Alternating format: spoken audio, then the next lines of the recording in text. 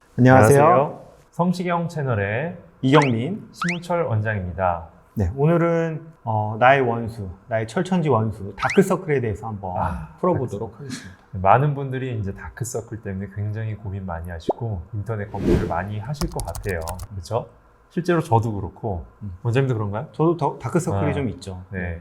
다크서클은 없는 분이 거의 없을 것 같아요. 정상 해부학 구조예요, 사실은. 그렇죠. 네네. 네.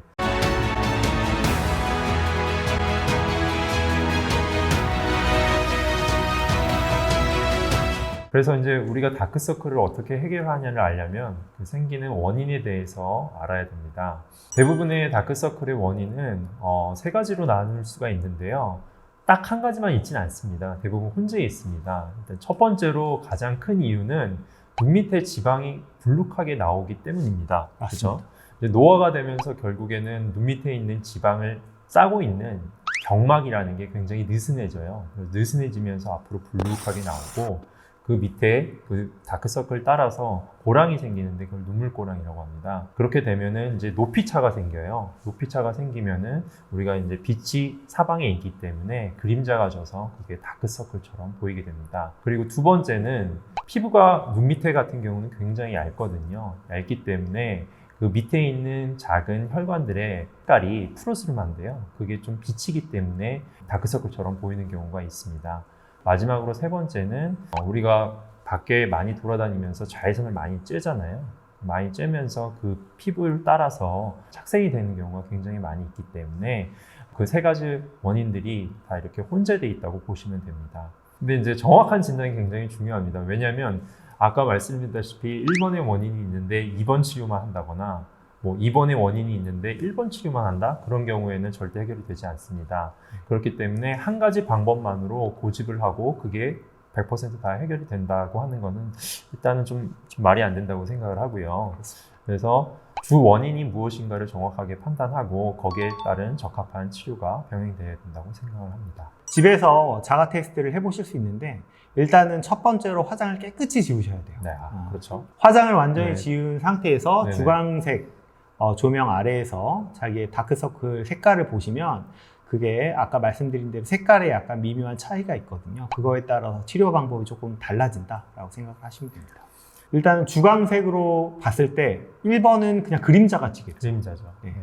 그림자가 지겠고요. 두 번째로 혈관이 비쳐 보이는 거는 약간 푸르스름. 그렇죠. 약간 검푸르스름. 네, 검푸르스름 네. 한 색깔이 있을 거고, 세 번째는 우리가 기미 꼈을 때 그런 색상처럼 네. 검은색이 주로 있겠죠. 네, 그래서 세 번째는 약간 어두운 색인데 이제 사람에 따라서 멜라닌 세포가 착색되어 있느냐에 따라 좀 다르기 때문에 그 세 번째 색깔은 조금 다양할 수 있습니다. 그리고 이제 우리가 수술을 받아서 얼마나 효과가 있을까를 알아보기 위해서 자가적으로 손쉽게 할 수 있는 방법이 있습니다.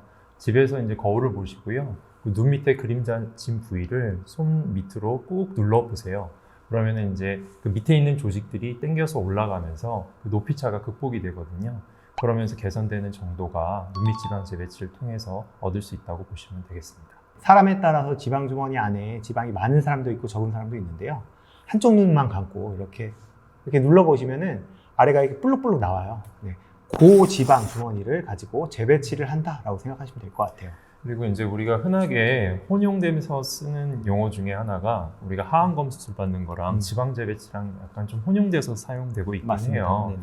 근데 이제 엄밀히 따지면 우리가 하안검 수술이라고 하는 것은 눈 밑에 있는 피부 절개를 통해서 지방을 재배치를 포함하는 수술을 하안검 수술이라고 합니다. 근데 우리가 방금 말씀드린 지방 재배치 수술은 그 눈 안에 이제 결막을 통해서 하는 수술이기 때문에 정확한 용어로는 경결막, 네, 눈밑 지방 재배치죠. 이름이 너무 길고 하니까 이제 우리가 지방 재배치 하는 겁니다. 줄여서 눈밑지라 그러죠. 눈밑지.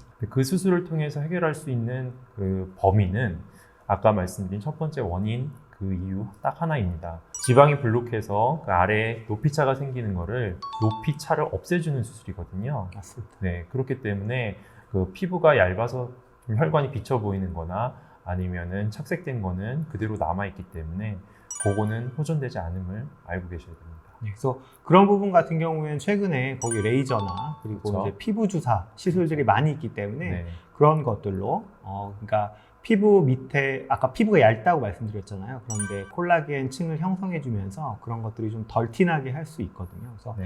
그런 여러 가지 방법들이 있으니까 그건 직접 와서 상담 한번 받아보시면 좋을 것 같아요. 네. 그래서 결과적으로 원인이 발생했으면 그 원인에 맞는 치료가 있어야 된다고 생각합니다. 오늘은 그래서 다크서클에 대해서 얘기를 해봤는데요. 사실 다크서클만큼 거울을 보면서 스트레스 받는 것도 없을 거예요. 그래서 이 영상을 보신 분들은 수술에 대해서 너무 겁먹지 마시고 들어오시기 바랍니다. 어떻게 네. 들어오죠?